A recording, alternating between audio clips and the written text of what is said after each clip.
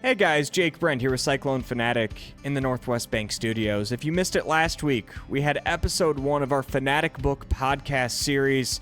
I sat down with the author, Chris Williams, and the co-author, the Swiss Army Knife, the editor, Rob Gray, for Fanatic, stories from 20 years within Iowa State athletics. And we talked big picture, how the book came together, some of the struggles in writing the book. I would highly recommend checking out that episode on the Cyclone Fanatic Podcast Network. Today, we get into more of the in-depth stories. We talk about my favorite chapter, the evolution of the 3-3-5 defense, Rob's favorite chapter, Chris's favorite chapter. Again, it's stories that have never been told on paper, and it's just a really good insight into how the book came about and the evolution of Iowa State athletics. Be sure to go to fanaticbook.com and get yourself a copy. And don't just get yourself a copy, get your friends, your loved ones, all of your relatives. Get them Fanatic for Christmas. It'll be a fantastic gift to find under the Christmas tree if they have any sort of love for Iowa State. Again, check out this episode here with Chris and Rob in the Northwest Bank Studios. All right, welcome back to another episode of the Fanatic 20 years inside of Iowa State stories. It's our little podcast series where we're giving the listener just a little bit of insight into how the book was made, where it originated. And on today's edition of this little special podcast, we're going to talk some stories. And when we talk about this book, this is not surface level history. This is Iowa State started in this year and got all the way to this year. It's the stories that are in this book are more in-depth reporting than probably anything that exists out there. And that's, I think, what my favorite part of reading a few of these chapters so far is. We're going to go in a round table and ask everyone their favorite chapter. Rob, we'll start with you. What is your favorite chapter in this book? Yeah, there are a lot of them, so it's tough to narrow it down, but I figure we should give, these little teasers a little bit of variety, and one that I guess I enjoyed working on the most because I may have had, I don't know if you call it the heaviest hand or, kind of helped to restructure a little bit, was the one about TJ Otzelberger getting to know Greg McDermott, and Micah Byers, of course, in that mix as well. At I think as Chris described it, just a run-of-the-mill, quote-unquote, almost Mexican restaurant in Hutchinson, Kansas. They're there for, what a big JUCO tournament. JUCO deal. And it's been there for like however many years. It's like damn near a century it's been in that place. Yeah. Yeah, and the whole idea that McDermott and Jeff Rudder are there. And this guy, TJ Otzelberger, wants to meet with them, Micah Byers. And they're these guys who are just up-and-comers, just hungry, love the sport, and they just want to meet with them. And I think one of the things you noted is they just thought they'd be amused. Yeah. They'd be amused by these young guys making a pitch, kind of. Well, because Rudder was TJ's college. He recruited TJ in college, was where the connection initially was made. Yeah. And then, of course, TJ and Mike are viewing it as this mammoth opportunity to, holy cow, what? And I can only imagine the anxiety in a sense that they felt. But, there's margaritas. I'm sure it was very much a Tex-Mex Mexican restaurant, with the Mexican restaurant in name only, middle of Hutchinson, Kansas, of all places. And it's how basically Otzelberger impressed Greg McDermott. And with a lot of fun tidbits in there as well. I mean, just to think of to go with the theme of the randomness yet order of it all, that it all seems fitting when you look back on it. But the idea of it's just like, oh, look at these dudes who are going to roll in here and we're going to have a few laughs, and then no, this is going to lead to something big, and look at what it's led to. I think that was a lot of fun, because I didn't know that story either, that's how they got together. So I really enjoyed that one. No, that's fascinating. The other part of that too is, if you think about it, and now that we're talking through it, I didn't actually think about it. TJ and Micah were there like working. Yeah. Because they were at Chipola, which is one of the best JUCOs in the country. So they likely had a team at the time that they were trying to schmooze McDermott. And McDermott was just at UNI at the time. Yeah. It's not like he was this high major guy, but yeah, knowing all that, and then knowing like where not just professionally that has gone, but just personally with the TJ and Mac thing, it's kind of cool to be able to trace it back to that. Well, and look at the coaching tree, too. Yeah. McDermott, he has one of the 3 best coaching trees in the entire sport. And Otzelberger's on his way to having himself a little coaching tree also. So it's crazy how it all traces Blount back will be to there a small, at some point. Yeah. small town in Kansas. Yeah. Sidebar on that. At the exhibition, the Creighton exhibition, I kind of had a full circle moment with that chapter because you saw how close they are in the way McDermott just so casually joked about TJ's medium shirts and the sleeves and all that kind of stuff. And Don't as see he was Jerome walking Tang off, doing that. yeah. Get the broom, get the mop, get the broom, whatever. But I even said off the side, I said, "Hey, thanks. I helped Chris with this book. Thanks for part of it, and it was a lot of fun to read." And made a little joke with him there, and he was very gracious and all that. So it was He's the best. Really neat, really neat. It's one of my biggest regrets in 20 years. It's not a regret because there's nothing I can do about it, but I wish that Iowa State fans in general felt more positive about the McDermott tenure, and I understand why they don't. Mm-hmm. I really do think like he's a good coach. Yeah. And we get into it in his chapter as to why it didn't work, and he's super honest with us, and so is TJ because TJ was building those rosters. But he's a very good man. I really have enjoyed getting to know Doug over the years. Just think about, gosh, they had so many bad breaks. The Barnes thing, because if Barnes is there, I truly think Doug at that point would have stayed at Iowa State as opposed to going to UNI. Like I think that would have happened. You would have had Harrison Barnes and Doug McDermott on the same roster with what? I think Bracken's probably would have been gone by that point, but Deontay's senior year, Scott Christopherson. Yeah. Those would have been some teams. That's an interesting pull though, Rob. And it's funny. I'm glad you think that because I'm so close to those guys that I was kind of like telling a story about my buddies. But I don't think a lot of fans realize just the depth of that relationship. So that's a good pull. This is more of a bigger picture, and I know we're just talking stories, but C-Dub, for you knowing a lot of these stories and knowing TJ so well and knowing Max so well and Fred, how hard was it to remember, like, oh yeah, 99.9% of the people don't know this story, and in putting that into words? I think that's the hardest part of what we do on a daily basis, to be honest with you. Especially like you, Jake, with what you're doing now with the Daily Clone. Like you live and breathe this stuff. But there's 2 things I think that our media just ecosystem struggles with in general. One is that everything doesn't revolve around Twitter. Mm-hmm. Like that's there's a lot of people on there. Don't get me wrong. Like, I know that. But it's such a minority of people who are in the stadium and who care about Iowa State athletics. So, like, I feel like our industry is often quick to overreact to Twitter trolls and, like, get too hung up on what a couple of nameless, faceless people think.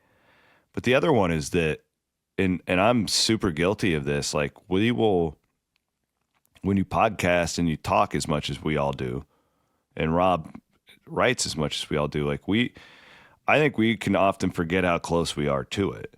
Mm-hmm. And that this is where Rob is so good at what he does compared to many of his peers across the country, is like Rob can take just a minute detail and make it just this beautiful 1,000-word feature. And that's what I tried to do with the Hutch story, is like this. What was funny about it is I remember TJ had told me this story a long time ago.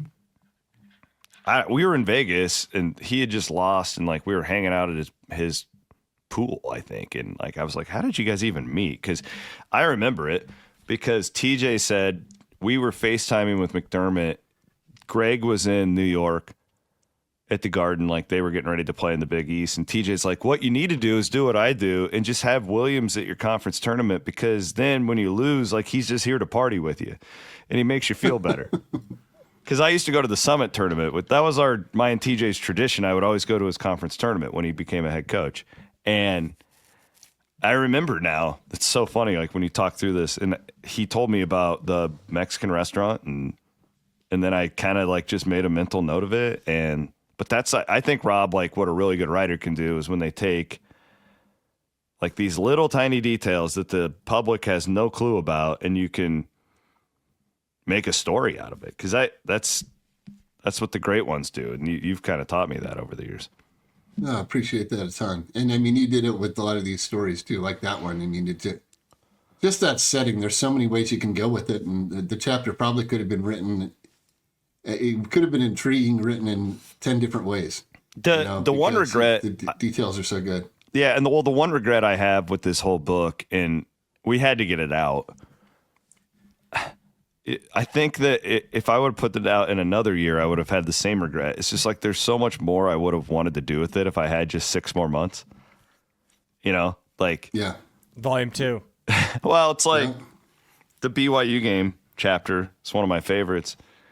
And I didn't get to talk to DeAndre Kane, who was such a focal point of that. And I tried. It never happened. I know from experience he's hard to get a hold of. I was trying to talk to him when I did that Hilton Magic documentary at Local 5 a few years back. I think I had a couple conversations with him and we never set something up. So that's how hard was that when, I mean, you've obviously got the people that you are close with that you can call up at any given time, but I'm sure there's a lot of players and former assistant coaches that you haven't spoken to in 15 years. How hard were a few subjects to get a hold of? Surprisingly not that difficult. The ones that I wanted to talk to were very open to talk. Like I didn't have any pushback at all. I mean, it was hard getting a hold of like a person like Kane. But I mean, people who have been fired, people left on their own, like everybody was very willing to talk. I think time heals a lot of that too. None of these people, to my knowledge, ever had a problem with me, because I try and just be fair, right? Like even when we criticize, it's like it's not personal. It's about the game. But it was really a pleasant experience. It's just I wish I had more time to do more of it. And like I mean, a great example is in the I think a chapter you're going to want to talk about, Jake, is the creation of the Heacock defense. I mean, one of my favorite interviews from the whole thing was Tom Manning. Like, because that guy has been separated from it long enough now. He's in the National Football League. He gave me some of the best details and tidbits and quotes of the entire book on that Oklahoma game from 2017. And he wasn't a big talker when he was at Iowa State. Like, this is not really Tom. But I think a lot of them are gone now, and they love to look back. Melvin Edgem was an incredible interview, like for this book. We did a whole chapter on how he's the most underrated Cyclone of all time. And I could have talked to Melvin for 4 hours about just all kinds of stuff. And I don't know, like that. It does feel therapeutic almost even for a guy like Dan McCarney to go back, because you put so much of your time and your life into these things. And at the time, you don't appreciate it because it's just about the next game and it's just about winning and losing, and the fan base is pissed, and somebody made a comment to my wife at Panera Bread, and, you know, like, I think they enjoy, like, I think I felt that with Rhodes at least. Like, I think it was therapeutic for Paul to look back on this and talk about that Kansas State game and to acknowledge the 2015. I know, yeah. I'll be skipping that chapter. But no, like, Jake, honestly, like, I didn't have a single problem with one subject. Well, you mentioned Melvin Edgem, and I know that's the direction you wanted to go with your favorite chapter, and an iconic December night out in Provo. I reckon it was a November night. Oh, November. Okay. Yeah. I knew it was non-conference. Well, okay, so that game, 2013? Yeah, it was a 13-14 season. I mean, I think that was Fred's best team, right? Yes. Like when they were clicking. They had Final Four potential if Niang doesn't break his foot. Or the broken foot, yeah. I felt like that game, so it was coming off of the Michigan game where Johnny Orr's in town. Mm-hmm. Here's Johnny. Dick Vitale's first ranked win, or first top 10 win in however long.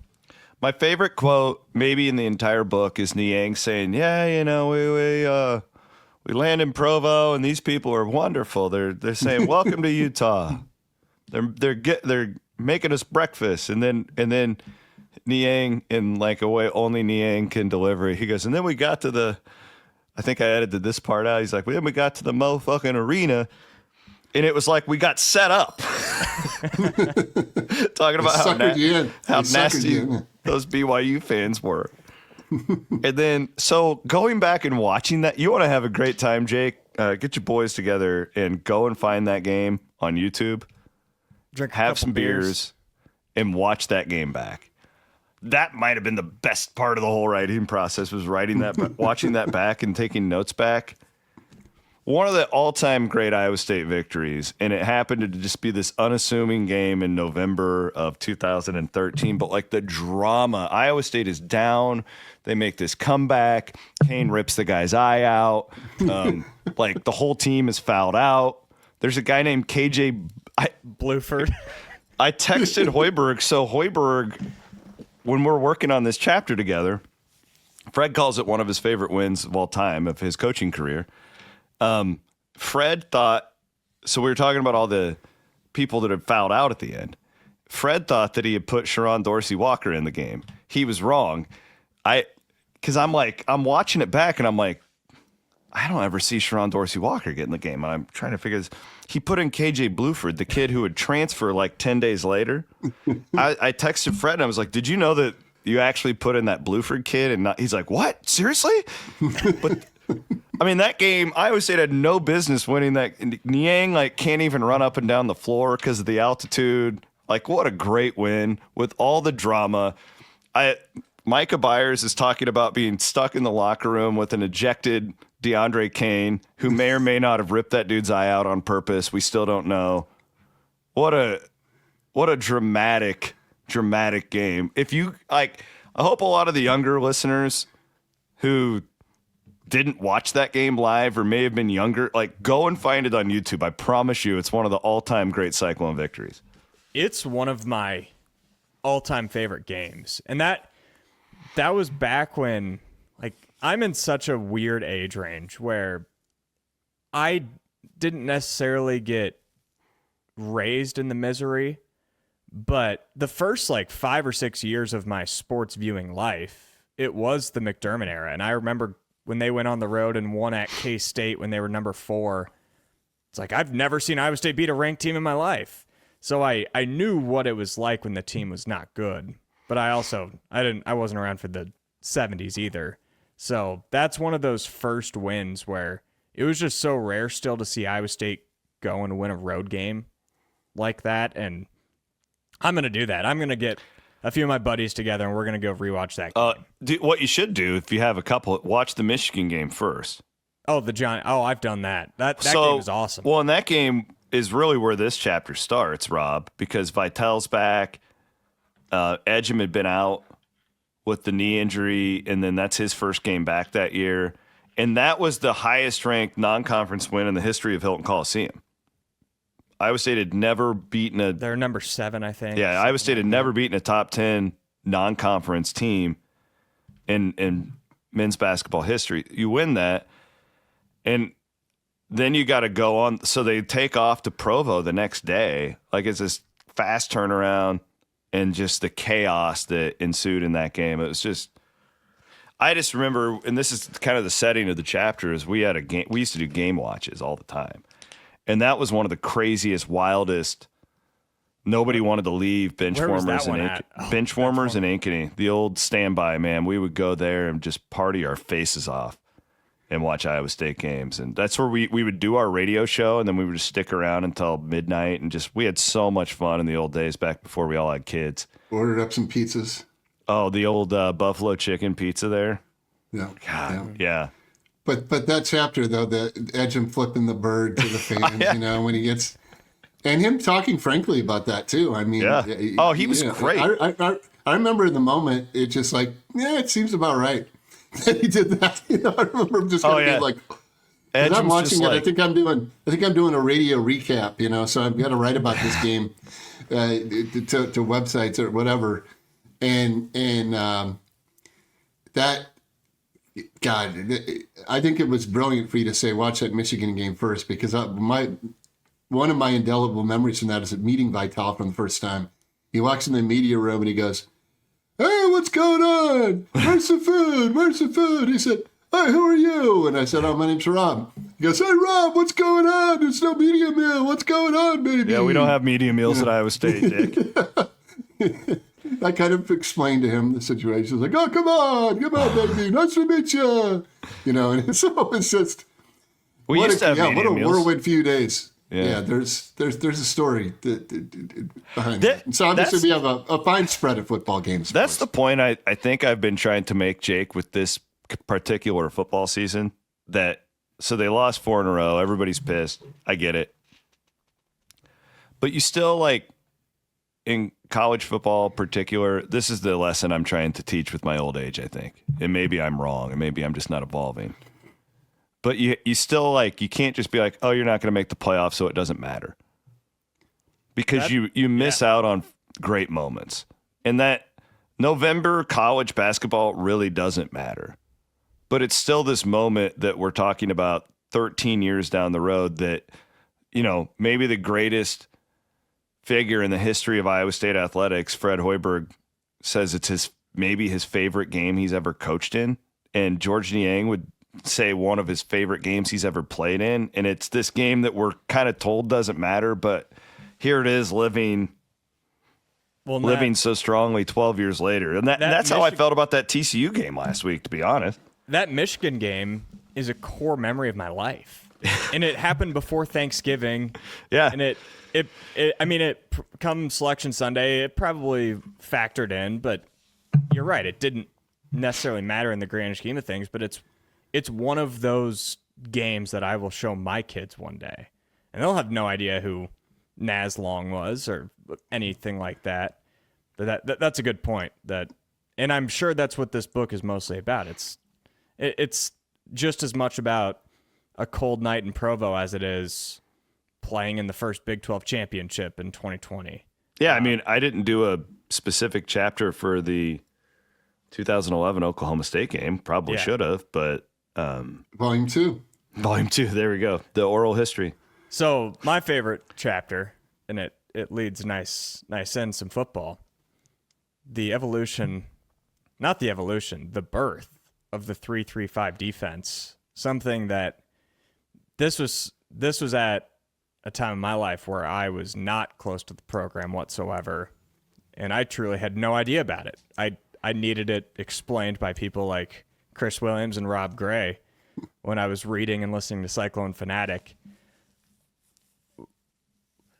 Take me back to the moment that you heard about a switch to the defense, and what were your initial reactions way back in 2017 when this happened? Well, I don't want to speak for Rob, but I don't think we heard about anything. I think that it was just they played Akron and they won handedly. Convincingly, yeah. Yeah.